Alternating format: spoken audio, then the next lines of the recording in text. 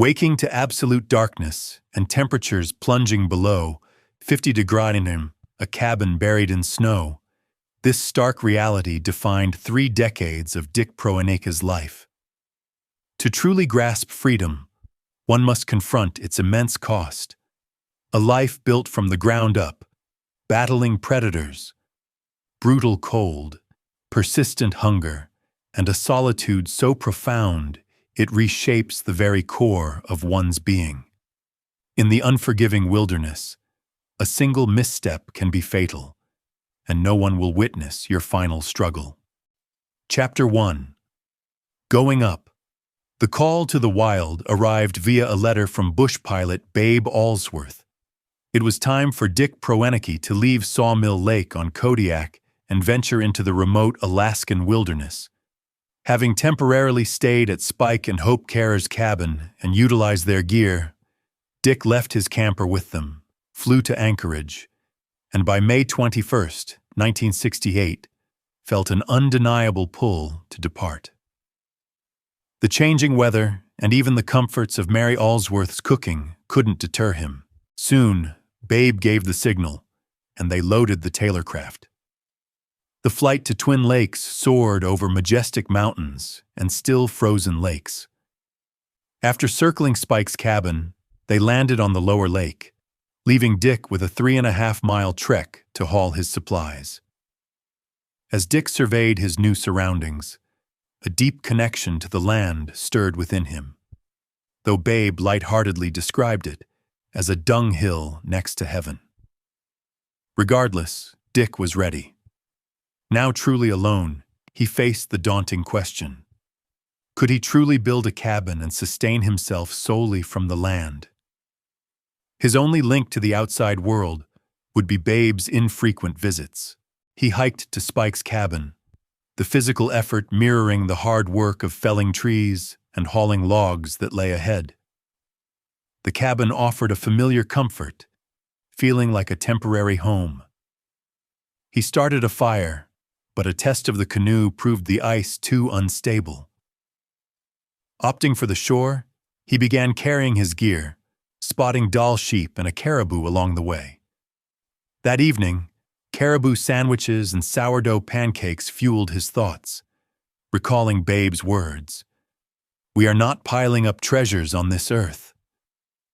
A wry smile touched his lips at the thought of mosquitoes, wondering if they too ascended to heaven. The following days were a relentless cycle of work. May 22nd began early with a hearty breakfast, followed by prepping dough, scouting a garden site, and making biscuits. A hunting lynx stalking ptarmigan offered a brief, wild diversion. Fog shrouded the lake on May 23rd, yielding no luck with fishing. He sharpened tools and marked the precise location for his future cabin. Thunderstorms rolled in, and the cracking ice announced the long-awaited spring breakup. By May 25th, Dick had begun clearing the cabin site by the lake. The next day, he fished the still partially frozen lake, catching a trout that became dinner, cooked with biscuits after repairing a nearby bridge. Sorting logs for the cabin commenced by May 28th, and a set trot line yielded 2 burbot. Within 3 days, 35 logs were in place. Following a supply and mail drop from Babe, Dick planted a small garden. June 1st saw him marking the door and window openings and planning the roof structure. The roof slowly took shape over the next week, and chinking of the cabin walls was completed by June 10th. The next day, June 11th, he cut 48 roof poles at Crag Mountain, battling persistent mosquitoes as he worked before rafting the poles back. Rain on June 13th offered a brief respite for writing, but work resumed with clearing skies the following day.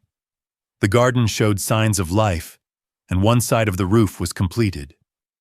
The day after, fishing and hauling more poles allowed him to finish the front section of the roof. He meticulously sealed gaps, planning to finish with tar paper, plastic, and a layer of moss for insulation. By June 18th, every gap was sealed. A visit to Spike's cabin for dinner provided a social interlude. He caught 2 more lake trout and filmed caribou near the lake. 2 days later, cabin work continued with shaping the door. Despite frost the following morning, he pressed on. On June 22nd, Babe and Glenn arrived with supplies and a welcome cake. Their departure brought the somber news of Robert Kennedy's death, a tragedy that deeply affected Dick, but spurred him to lose himself in cabin work. By June 25th, the interior began to feel like a home, and the potato sprouts emerged from the soil. A bunk, bench, and stool were built by the next day. June 27th's rain nourished the garden, and Dick located enough poles for the bunk slats. The major cabin construction was largely finished by June 28th, and he awaited further supplies. The following day, he built shelves and a roof jack for the stovepipe. A 2-day paddle to Emerson Creek for wood proved fruitless for timber, but he discovered a perfect rock for his fireplace. July 1st was spent making a wolf track cast and cleaning the cabin, the rain delaying the final roofing. The next day, he found timber for door hinges and checked on the growing garden. The day after, the tar paper was laid, with just 1 more strip needed from Spike's cabin.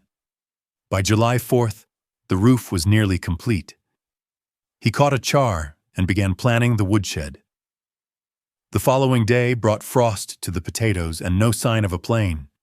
He started work on the woodshed, hauling logs and observing a lone plane overhead. The relentless mosquitoes added to the day's challenges. By July 6th, the woodshed walls were 6 logs high, still no sign of Babe. The next day was dedicated to domestic tasks: laundry, working on gas cans, a haircut, and reading the Bible.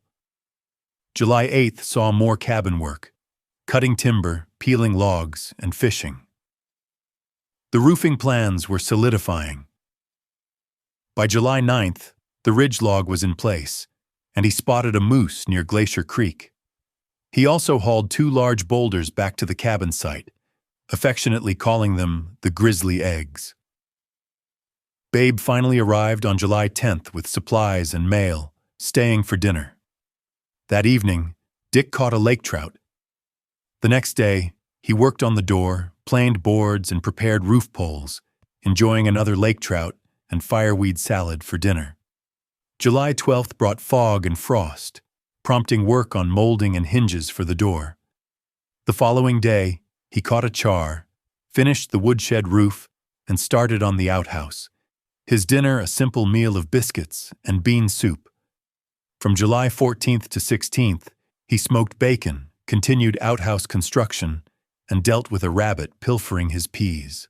On July 18th, caribou and wolf tracks appeared near the cabin. Babe returned that day with mail and glue but no polyethylene. They shared a fruit cocktail and joked about the persistent rabbit. Dick focused on gluing boards as the cabin neared completion. July 19th was marked by the howl of wolves and the discovery of a caribou carcass nearby. Tracking a lone wolf and a bear, Dick reflected on the efficiency of natural predators compared to sport hunters. Adding to his woes, a rabbit consumed half of his rutabagas. Frost returned on July 20th, and dinner was a resourceful meal of caribou brains with eggs and biscuits. A golden sunrise on July 21st ushered in a late breakfast. The following days, July 22nd and 23rd, were spent building furniture and the Dutch door. Wind gusts slowed progress, but he finished the door and varnished the furniture the next day. The interior taking on a more finished look, he hooked a gring while fishing Hope Creek, contemplating using a mask to observe the fish more closely. On July 25th, a bear appeared during dinner, but it proved harmless. Later, he crafted a closet bureau with tin hinges, noting poor fishing but successful sourdough. The next day, paddling for poles, Dick finished the bureau and ingeniously added a double-pane window. Completed on July 27th, this new window transformed the cabin's atmosphere. He also picked blueberries and watched a spruce grouse with its chicks. The following day, a bird brazenly stole his bacon. He sketched chimney plans and sealed cracks with oak and gravel. On July 29th, he built a bear-resistant door latch as wind whipped the lake. The next day, while berry picking, he spotted another bear from a safe distance and spent the day shaping tin into kitchen buckets and pans. On July 31st, Dick repaired an old stove, carved a spoon, and organized the kitchen. Finally, the next day, he moved into his new cabin. Despite hurting his thumb with a saw, he settled in, the space immediately feeling like home. Babe arrived the following day with supplies and a package from Dick's sister. Babe admired the cabin, and Spike and Hope generously gave Dick their old stove. Slowly, his new life was taking shape. August 3rd saw Dick adding moss to the lakeside roof, further solidifying the cabin's structure. Babe returned the next day for breakfast before departing. Dick finished the moss roof and dug a cooling hole. On August 5th, he completed the woodshed roof and paddled 4 miles for poles, returning late under the fading light. The following day involved smaller tasks and setting up a sledder rig, keeping his cooler effective despite the heat. 2 days later, he added more roof poles, built a food rack, enjoyed a refreshing swim, and continued with various small projects, noting planes scouting for game. On August 8th, a bear approached, but Dick's assertive sounds scared it away.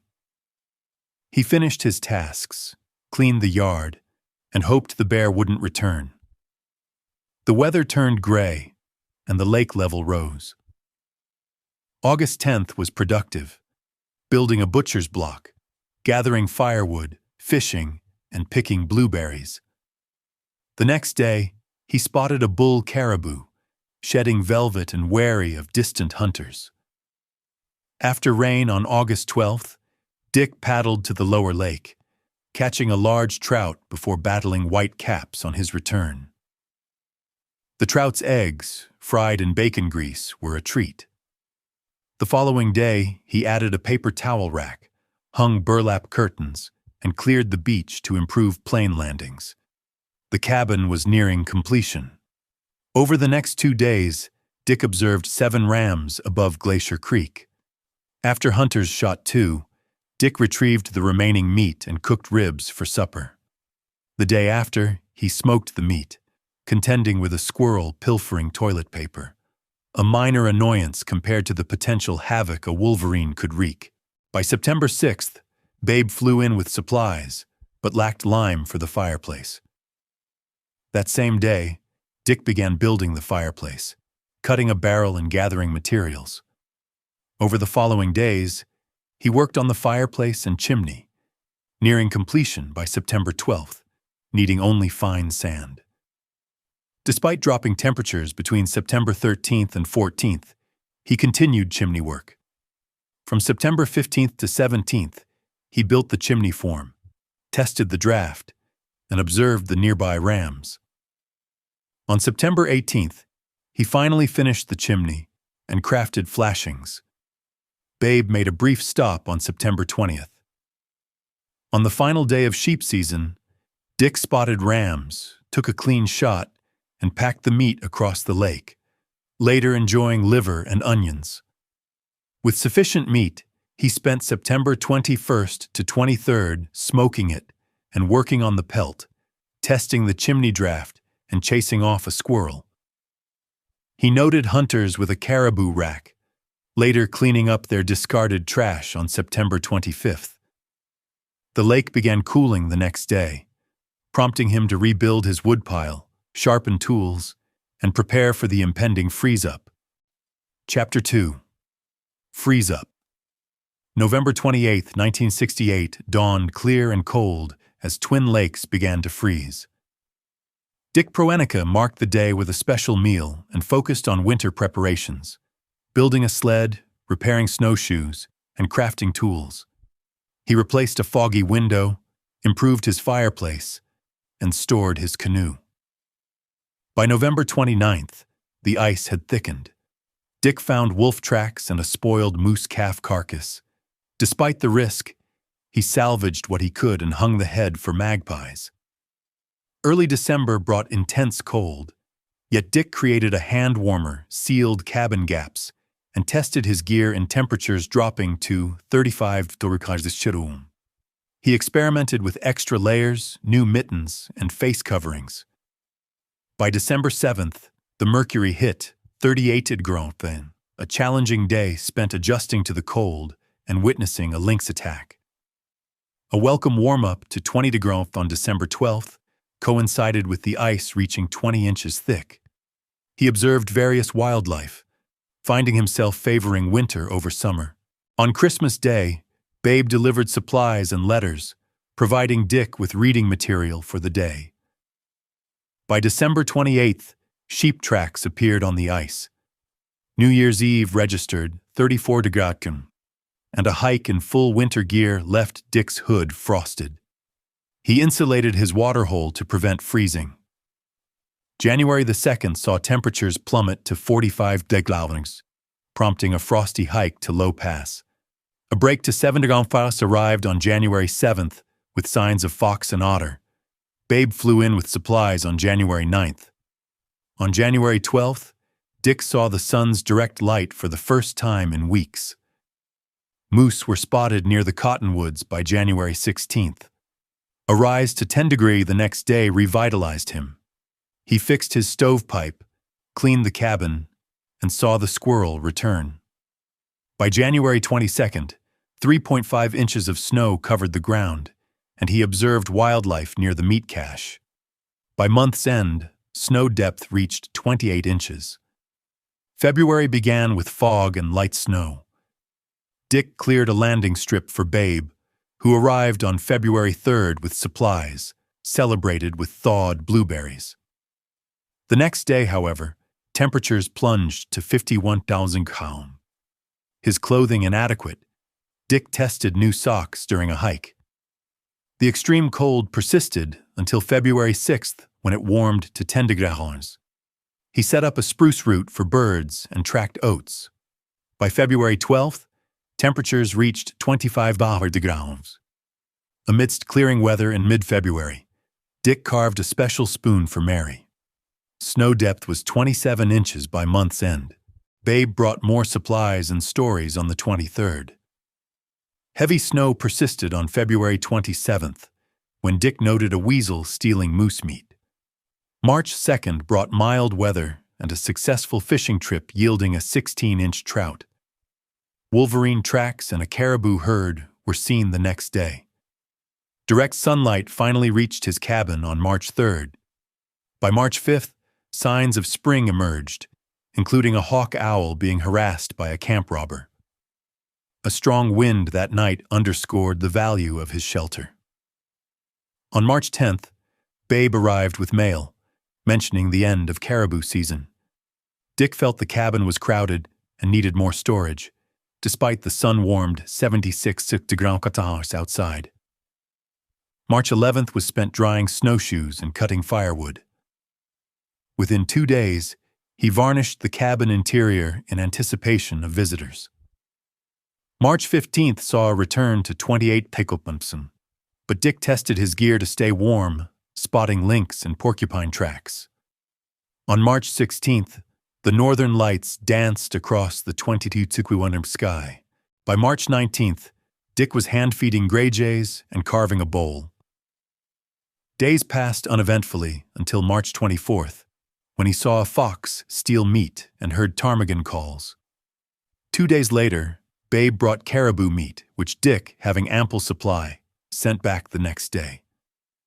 However, on March 27th, Dick found wolverine tracks near his moose bait, hoping the cunning animal wouldn't cause trouble.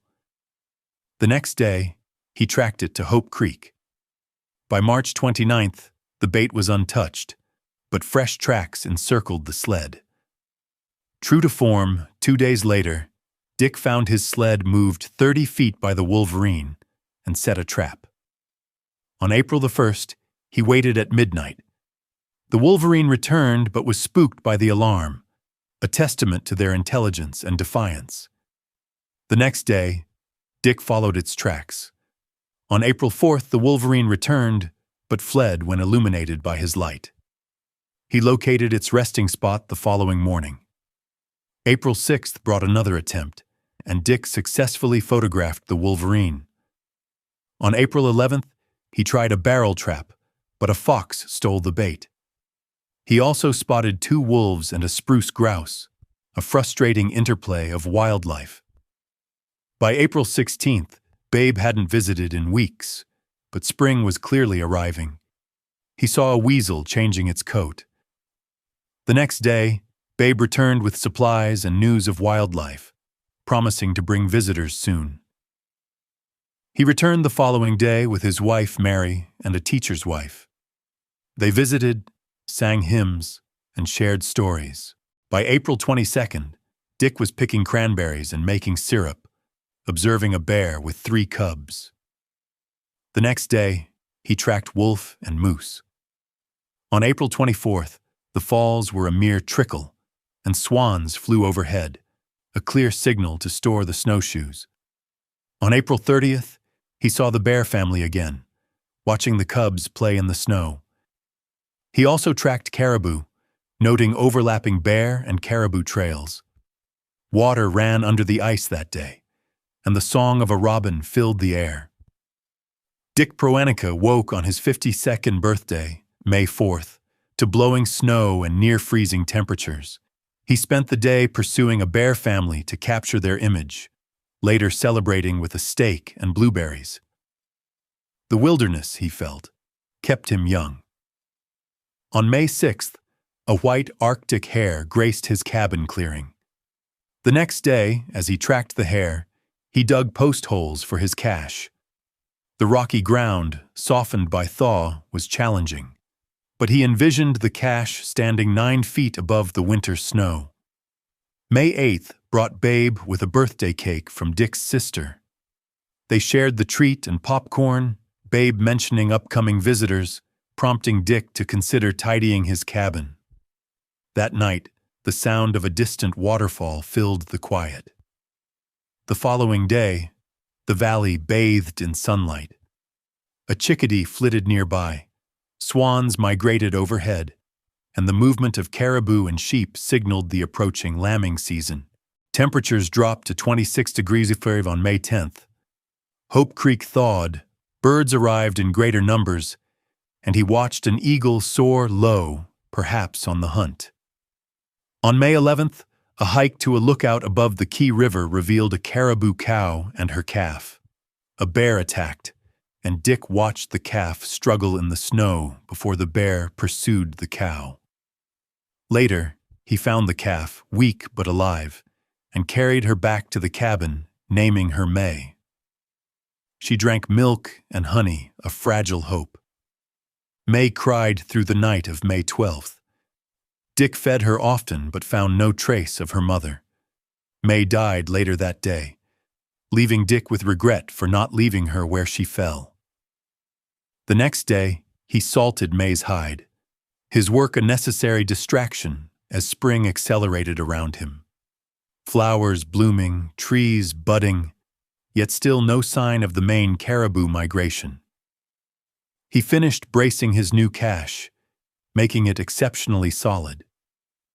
May 14th brought an avalanche that buried his cranberry patch. Undeterred, he aired out his gear, savoring the scent of spring. The next day, he checked the lake ice. It remained a stubborn 32 inches thick. He spent the day marking a safe landing spot for Babe, cut wood, and hiked to a valley where he found caribou cows and calves, barely making it back before dark. That night, a fire issue led to a small roof blaze, quickly extinguished. He learned a vital lesson: always check the stove first. By May 17th, the roof was repaired, the stovepipe replaced, and a spark screen installed. He began laying the foundation for his cache. By May 19th, 30 logs were set for the cache, all under the watchful eye of a bear and her cubs.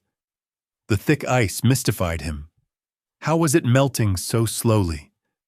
May 20th brought wind and rain, but work on the cache continued, now 3 feet high. The lake level rose, yet the ice held firm. Strong winds on May 21st prevented working at height, so he focused on floor poles and crafting the cache door, using stump wood for hinges. By May 22nd, the ice had thinned to 24 inches, turning white under the sun. The lake rose further, and open water expanded. Dick began the arduous task of lifting his log cache onto its 9-foot stilts, securing the first log before stopping at 6 p.m., planning to finish the next day. The weather cleared on May 23rd. Dick completed the cache, reinforcing it with glue, spikes, and tubing. The roof and door were finished by May 24th. The remaining 20-inch ice was still tough to break through. He completed the cache door, chinked it with moss, and worked on a new meat pole ladder. May 26th brought the visual signs of spring, a green mist over the land and budding cottonwoods. Dick decided to build a wider ladder and paused to watch a beaver swim. By sunset, the ice had dramatically shrunk to 12 inches, and Babe's marker block was gone. He noted with relief that the wolverine had ceased its recent mischief. On May 27th, the ice near Hope Creek broke up rapidly. For the first time in months, Dick launched his canoe, paddling through the melting ice to photograph his cabin. Fresh snow dusted the mountains the next day. Dick crafted a kitchen window screen, wrapped metal bands around the cache poles to deter squirrels, cleared his path, and measured lake levels. On May 29th, he packed his winter gear into the secure cache and finished the last of the sheep meat from 8 months prior.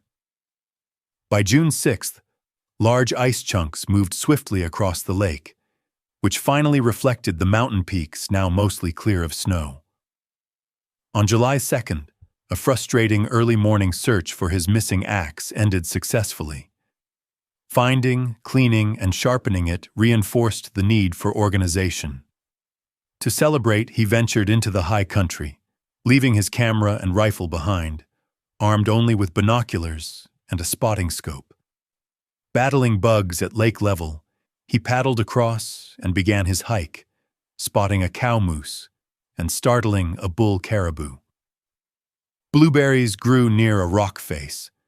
As he ascended, the bugs thinned, allowing him to shed his head net. From the summit, Dick spotted 2 lakes and set up his scope. He observed a valley teeming with wildlife, including a mother bear with cubs, caribou antlers, a massive bull with over 40 points, and large rams on Black Mountain.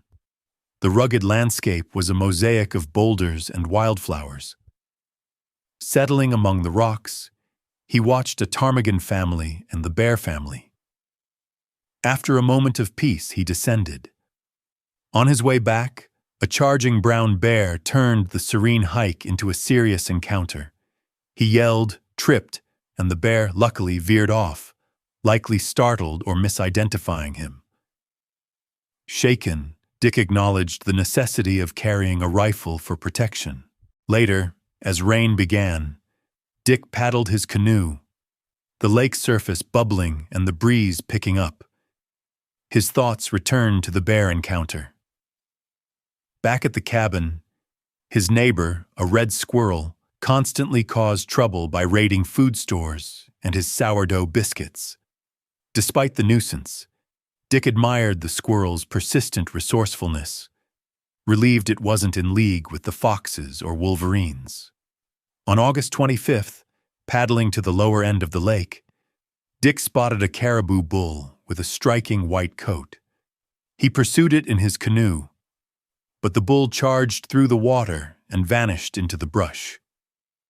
Continuing on, he saw a trout and fished for gring in the Chile-Cadratner River. Reaching an old cabin once belonging to trapper Frank Bell, he reflected on the men who had lived there. Later, he found a caribou carcass and watched 3 wolverines before the wind helped him paddle home. Reaching his cabin, he felt deep satisfaction from the day's wilderness adventure. Money seemed insignificant. Only freedom and accomplishment truly mattered. Reflections. Dick Pronicki sat by Hope Creek, a sense of pride in his simple cabin, woodshed, and cache, built for under $40. He contemplated how people's needs often escalate into dependencies, complicating life unnecessarily. For him, simple meals of oatmeal, meat, and fish were sufficient, their satisfaction amplified by the hard work of gathering firewood. Dick cherished life's simple joys: fresh air, clean water, and the fulfillment of his labor. The wilderness fostered patience and the wisdom of doing things correctly, without haste. A canoe journey across the lake offered a deeper perspective on the world. He found pleasure in the effort and the subtle details he noticed, a stark contrast to rushing through life. Creating things by hand with basic tools brought immense satisfaction and a sense of accomplishment. While valuing teamwork, Dick fundamentally believed in self-reliance. He found no profit in worrying about potential dangers, recognizing the futility of stressing over what-ifs. He embraced the idea of a solitary death in the wilderness, far from the noise and pressures of modern existence, a fate he felt preferable. On September 21st, Dick began preparing for his temporary departure. He packed, stored his canoe, and cleaned his gear. The following days were dedicated to winterizing the cabin. On the 25th, Babe arrived for the pickup. Dick fed the birds one last time, locked the cabin door, and took a final, lingering look at the land he loved before flying off to Babe's place. After 16 months, it was time to leave Twin Lakes for the winter.